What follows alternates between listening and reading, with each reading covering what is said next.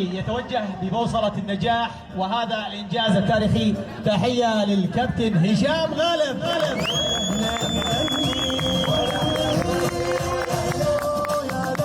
يا موج البحار يا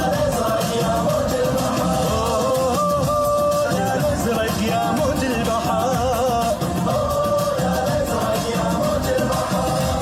راجع يا الازرق اكبر منور بعد لبعد مدى الكاس بكل اقتدار وجدارة شيل. فقد حققتم هذا الإنجاز التاريخي الذي يكتب بماء الذهب للنادي العريق نادي السد في أرض سبا. هذا الإنجاز الذي نتمنى بإذن الله الحفاظ عليه.